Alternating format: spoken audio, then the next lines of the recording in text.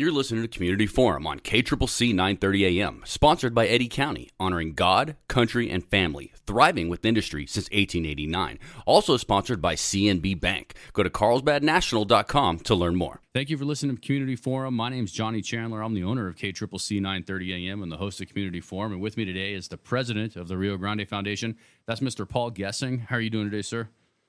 Doing great, Johnny. Good to be back with you.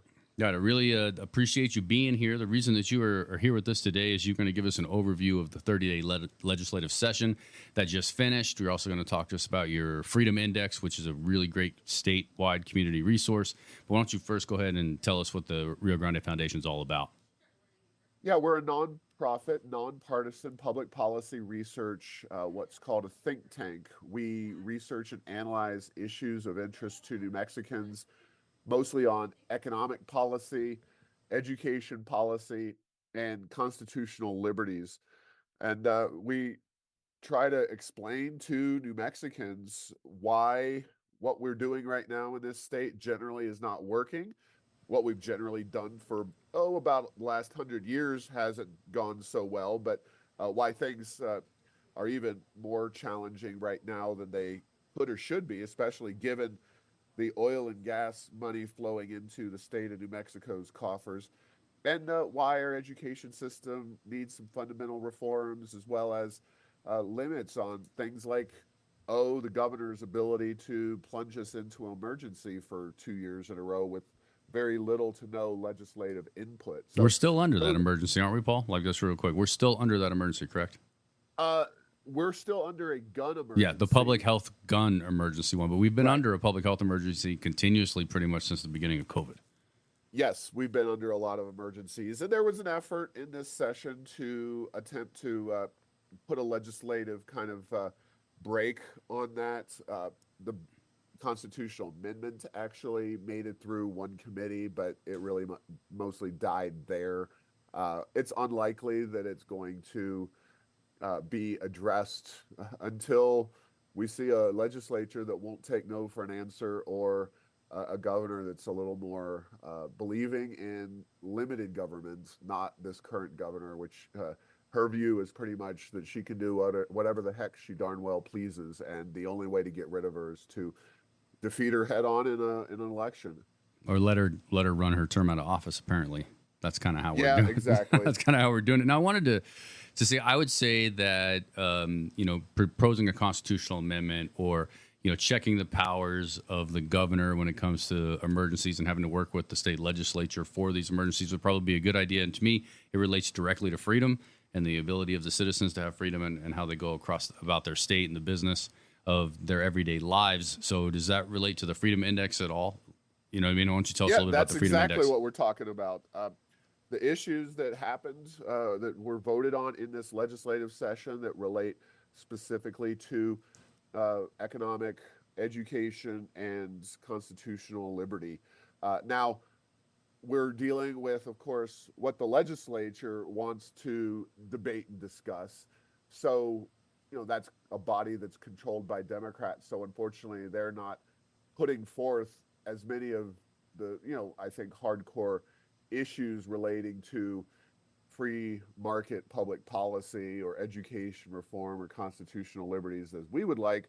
But we do go through the votes that are available to us, and we have a pretty good idea of who is serious about improving New Mexico, and who is kind of standing in the way of needed reforms, or supporting policies that would make the state even more economically troubled, that would do greater damage than has already been done to our state. So the Freedom Index is available at riograndefoundation.org. That's our website.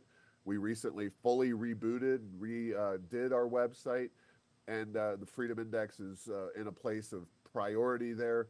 You could go on and find out, especially for Southeast New Mexico, how people are voting, and it's only on floor votes.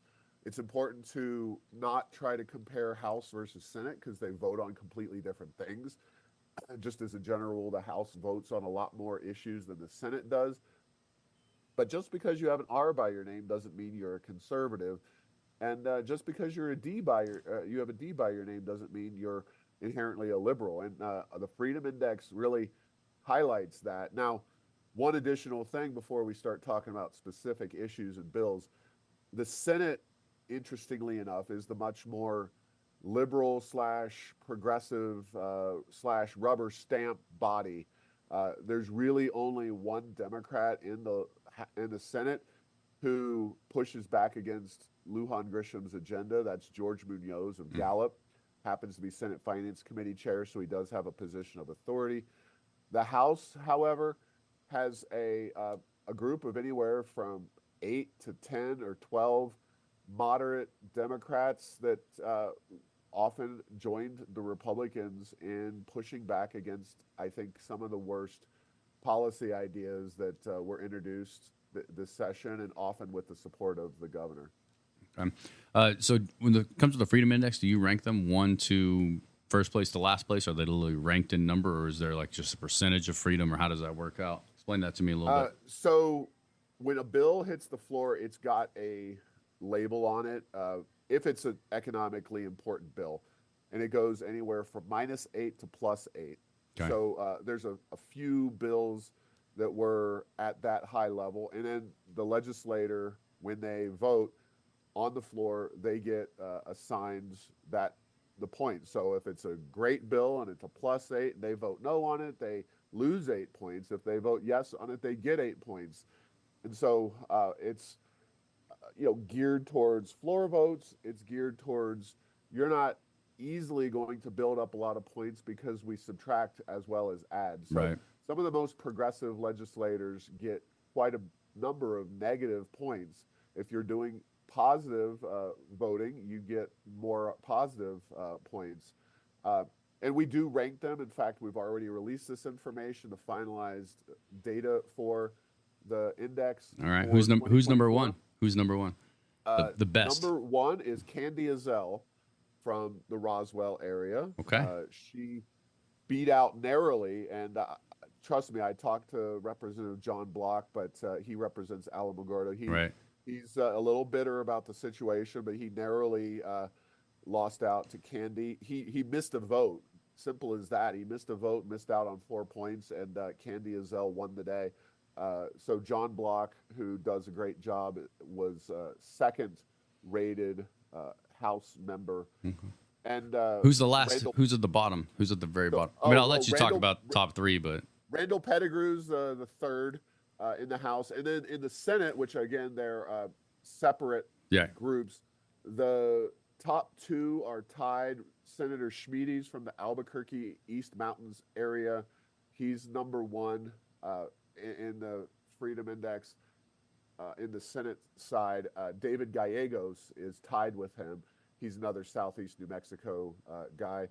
And then Greg Baca, the Senate minority leader, just lost out by 2 points, I think, to those two. So that's, good geographical representation and, some strong performances put up by both sides of the aisle. We just need more conservative candidates that can actually win election and ultimately vote right to kind of be the dominant group in the legislature. So in terms of the worst, Matthew McQueen he's like a Santa Fe suburb guy. Okay. He blew everybody else out of the water, had the very worst score by a long shot in the House. And I haven't checked the Senate, but there were a lot of people at the very bottom on the Senate who were at negative 54 points, who really did vote wrong on just about everything. Well, you just said that the Senate is kind of like seemed to be the rubber stamp legislative side of the roundhouse. You know what I mean? Yeah, That's exactly. what you were just saying. So that makes a lot of sense, especially. And then one more question related to your Freedom Index. When you say that negative points, positive points based on bills, your organization is the one that decides which bills you decide to score points on, as well as whether that's a plus or a minus based on, I assume, the mission statement and everything that the Rio Grande Foundation stands for. Exactly. So I'll give you a couple of the top most important bills because that's where the numbers are earned. Okay. And we did a few amendments this time around when they had a floor amendment. you have a vote on the issue. In the House, it's put up on the big board. In the Senate, it's a roll call vote. So we actually went through and transcribed a Senate vote. So one of the bills is the paid family leave. That was SB 3 in the Senate, Yeah. HB 6 in the House. It got bottled up in a committee in the House, so it was really the Senate bill that moved forward.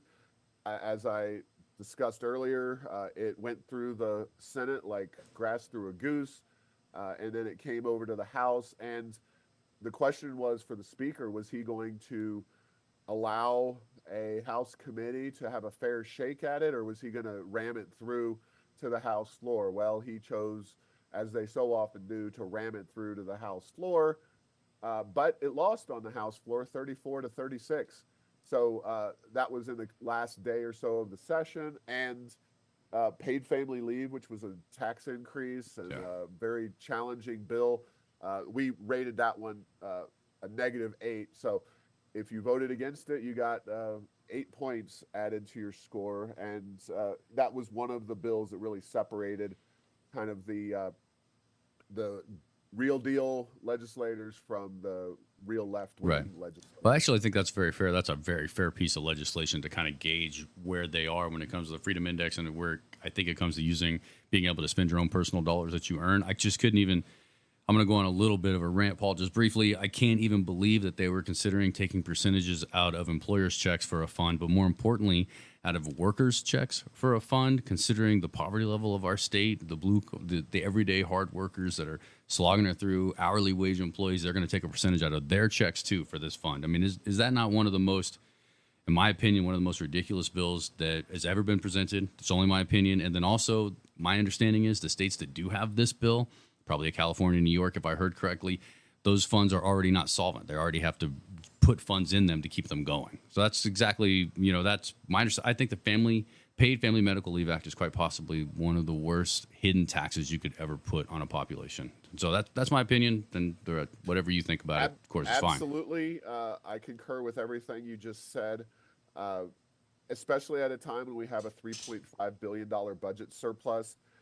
We said that if this is a real priority for the legislature, they should pay for it out of their own resources, the government's own resources, not come after workers and businesses for something that a lot of workers don't want and businesses would have to comply with and make real, challenging decisions, especially in rural areas, out on farms and ranches, where you just don't have warm bodies, let alone people who can do the work. So that was a very highly important vote that we analyzed. A few others didn't make necessarily headlines during the session, but during the debate over the House tax bill, this was HB 252. Ultimately, it passed. It's on the governor's desk. But Representative Townsend offered an amendment to do real tax reform in New Mexico. By real tax reform, I mean taking out the income tax and making it a 1% flat tax across the board. Yeah, so I saw that. Everybody would get a massive tax reduction. And you know what? It's affordable. It would have been completely reasonable to do this because New Mexico, with a $3.5 billion budget surplus, it would have only reduced government dollars available by 1.75 billion. So about half. So hold on, Paul. And I saw that on X, right? Representative Townsend. And I saw that come across. I in that amendment. I know that it failed, but I didn't really understand it myself when I was looking at it. And you kind of explained it to me again, but I want you to take a second and explain it a little more for us if you could, or a little more in depth, because my understanding, so you're saying that it was going to be a 1% income tax across the board for every resident of the state? Exactly. Okay, but right now, whereas the income tax is like a 4.9% or 5 something if you're filing married but separate, something of that nature. So yeah, most taxpayers do pay, and by most I mean a lot of middle class and other taxpayers. Now, this bill ultimately does contain some rate shifts, but currently most people making a middle class wage in New Mexico pay the 4.9% rate. Now, a few years ago, I think in 2019, the governor and the legislature, the Democrats, added a 5.9% rate for higher earners. Yeah. I think somewhere 300,000, depending on if you're filing jointly or separately. But yeah, this Townsend amendment on the floor would have just gone 1% across the board, which means a tax cut for everybody. And it means that New Mexico is suddenly part of the discussion when it comes to national economic relocation. Instead of being a state where you're paying a fairly typical for the region tax rate, except for Texas, of course. And Texas has some other taxes that are Yeah. higher, but Right. the point is that a 1% across the board tax would have been affordable for the state. You're not foregoing, all of the money that is available, and you're replacing a complicated tax structure with 1% tax. We felt that was worth an 8 as well, a positive 8 this time, not a negative 8. That was a party line vote, and it failed on the House floor. That was relating to House Bill 252, which was ultimately the tax bill that did pass. And I'll go through that briefly because this is on the flip side. This is considered by many to be a very important bill that we actually rated as a 0. That means it's not great or Oh, so bad. it's really like you're not going to judge a lawmaker on this bill. Exactly. Right. So the tax bill that passed, again, keep in mind $3.5 billion budget surplus. There is a income tax reduction in there.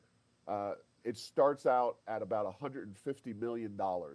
Again, 3.5 billion, you're reducing personal income taxes by $150 million a year.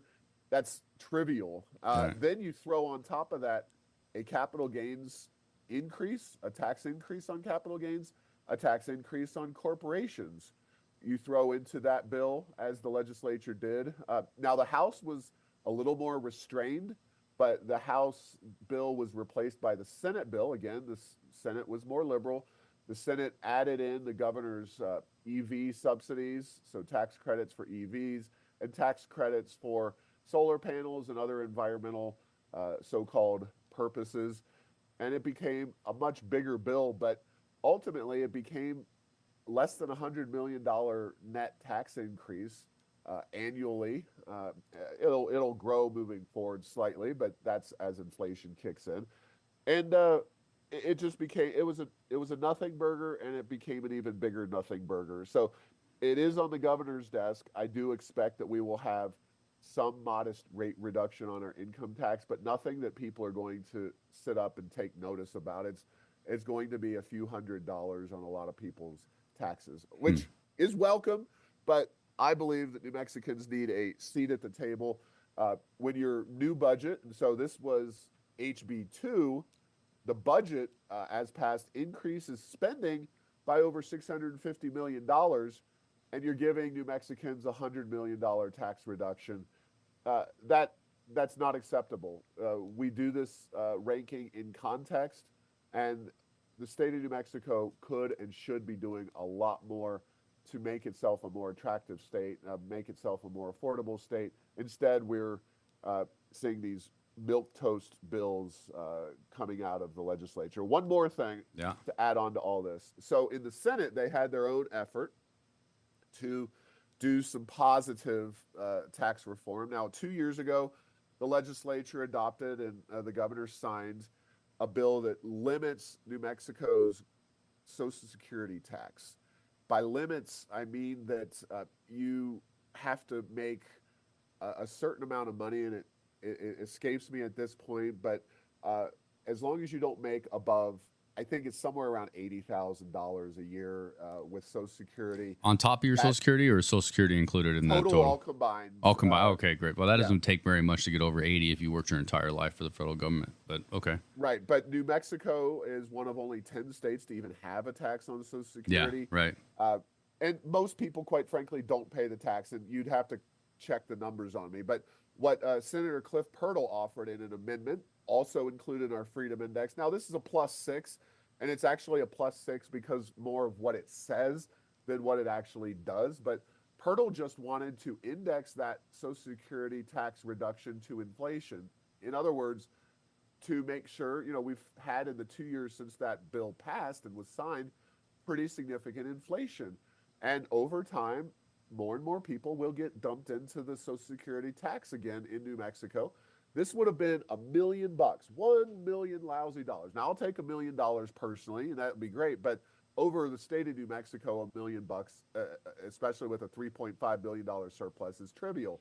So he offered this amendment to index the Social Security tax to inflation, so most people will continue to not have to pay the Social Security tax. Failed on a 20 to 15 vote in the Senate.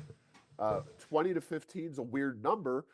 All the Democrats were the no votes, all the Republicans were the pro votes, the yes votes, but there's only 15 Republicans.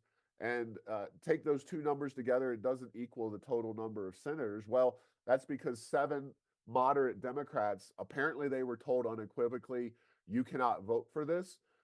But 7 Democrats took a walk and essentially did not vote on the amendments on the House floor. So this is the one where it was a voice vote, and we had to go in and check the roll call and figure out who voted which way. But I think this is one, quite honestly, and we're nonpartisan. We tally this data because it's important information that New Mexicans need to know. But if I'm running a political campaign in a tight race against any of the 20 and maybe even some of the 7 Democrats who refuse to vote on this is an issue that's goldmine, because taxing Social Security, while this isn't a big financial hit to the state, it's just wrong. It's just something that shouldn't be done.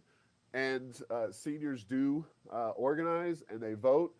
And I'm running a race on that issue if I'm facing one of these Democrats. I can't believe that they voted down just indexing that tax to inflation. So, again, that was a +6 on the amendments. And those were some of the biggest single issues we looked at. Weren't even floor votes on bills, they were floor votes on amendments. The other one, not such a happy story, HB 41 Clean Fuel Standard. That one did pass. It's on the governor's desk. I have every expectation she'll sign that. But really, that rounds things out in terms of some of the most impactful votes in our Freedom Index and during the entire session, in my opinion. How are you allowed to miss votes, or is there an acceptable reason to miss votes at all? Representative Block missed a vote, right? He got -4 points on one of the issues you said. How is it acceptable to miss a vote when you're only up there for 30 days? Well, I didn't ask John about that, and it happens. Yeah. It happens surprisingly often, but some of those floor sessions are just interminable. I mean, they're Right. taking votes at 2 and 3 in the morning, and All right. I appreciate the sacrifice that legislators, even those I disagree with personally, make to be in Santa Fe, because it is very tough. I mean, this is not the way other states work. And I don't necessarily, I'm not among the group that says that we need to change the way our legislature works. We just need a better legislative group and a body that actually gets free markets and limited government. Right now, we have a group that does not. But it happens. And it could be health issues, could be somebody back home needs something and you just have to take a little bit of time off. Or it could be, I guess, you might have been in the bathroom at the time where they were voting on something. When you got to go, right? Okay, well, I wanted to talk a little bit of crap on that, but obviously I don't have much perspective. I haven't really spent much time on a session up there. So there's an acceptable reason to miss votes. I'll gloss over that one completely. We've got a little bit of time left, but I was wondering, in this $10 billion budget that the governor has yet to sign as of this recording, I'm curious if you have any insight at all on what she might line item veto out of that, considering how in tune you are with everything that's been sent to her so far. Well, line item vetoes and whether we have a special session, because the governor's threatened a special session to deal with gun issues. But 7 days, hold on, 7 days waiting period is being sent to her desk, correct?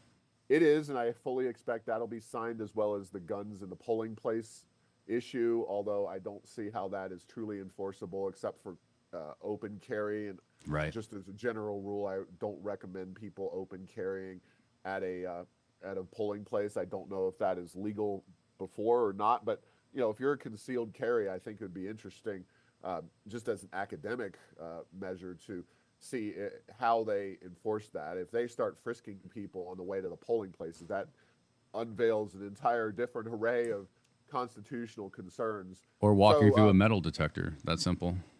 yeah, I mean, if the governor said, let's call people back and have a crime special session, Republicans would do what they've always done, which is put forth some tough on crime measures and try to see what they can get through the legislature. But unfortunately, the governor and the legislature would rather talk about how they can grab guns rather than actually solve crime issues. And that's unfortunately something that it has been the case for a number of years.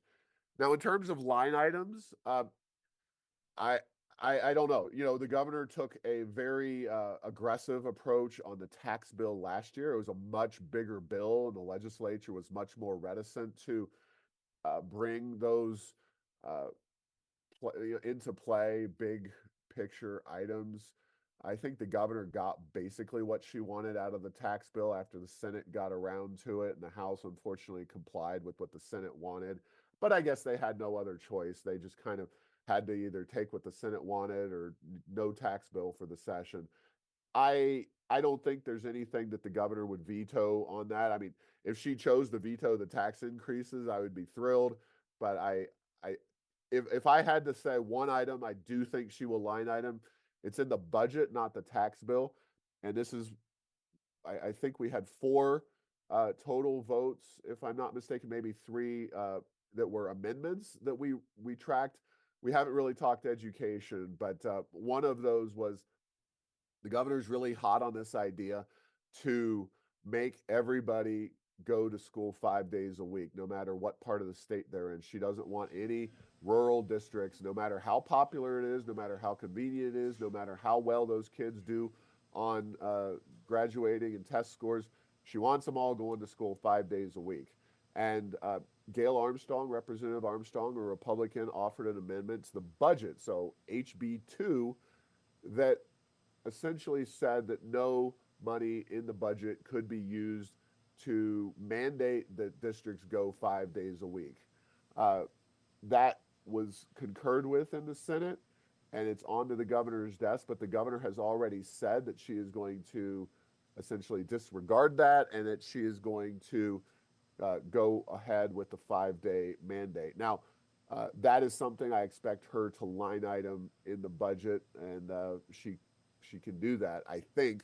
Although there may be some litigation and some difficulties for her from these rural districts, because those districts, I think, rightly believe that they should have the right to, under New Mexico law, go 4 days a week as long as they comply with the state's requirement in terms of classroom hours.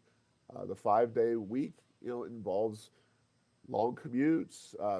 It involves, you know, students and parents and teachers all generally like the 4 day week in those rural communities, and the governor is going to be hitting a hornet's nest with a brick when she does that, if she does Well, there that. were some real compelling rural school district stories floating around out there during this legislative session, even from some of the local television media in Albuquerque, and some school districts that appear on the surface to be performing very well. Even though, of course, we don't check into them personally ourselves, but they seem to be doing quite well in a rural community. And I live in a rural community, so I understand that a little bit to some degree. And then I also happen to be the broadcast media program manager here at Southeast New Mexico College here in Carlsbad. And we right now work half-day Fridays. And during the summer, we don't work Fridays at all. The campus is completely closed. So I wonder, like all this talk about the high school level, but is there any talk about the higher education level? We seem to be doing whatever we want, I guess, Yeah, I think that's safe to say.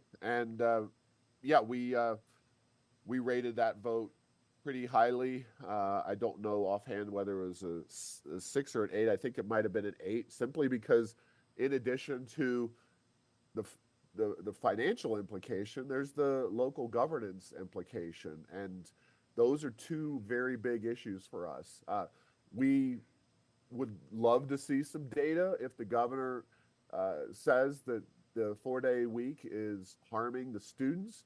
Of course, this is a woman who kept kids entirely out of their classrooms for over a year. So I would Right. love to really see what she's talking about there, but it just seems like it's a basic power play to me that she wants the students in the school 5 days a week, and she's going to, just stomp her feet and demands that the legislature give her that. And of course, yet another issue where the House really, those House moderates really voted against the governor. To their credit, the Senate did include that in the final budget, but it was a lot less. It was a pretty big deal when that House vote went down. In fact, I was watching it at the time, and Representative Armstrong, who'd put the amendment forth, when it passed, she just looked around, and nobody knew what to do next, because it is so rare for what's known as a hostile amendment to pass on a bill like that on the floor. Normally, because the Democrats have kind of controlled that process for so long, they just don't have that kind of process in place. But she got it through on the House floor. It stayed in the Senate, and now the governor has explicitly already said she's not going to let this thing go. So we'll see. That'll be an interesting one. We're almost out of time, Paul. Why don't you give us a quick little summary? And then if there's a special session, we have you on all the time, but if there's a special session, once that's called for, we'll have you on right away. But why don't you go ahead and sum up this conversation and the 2024 30-day legislative session? Well, of course, next time we talk, we'll talk about what the governor signs and or vetoes. Right. Yep. I think the good news is that a lot of bad ideas, including a lot of attacks on the oil and gas industry, failed. The one that got the most traction was the royalty payment increase that passed the House, but failed in the Senate. We'll definitely watch those ideas as they evolve.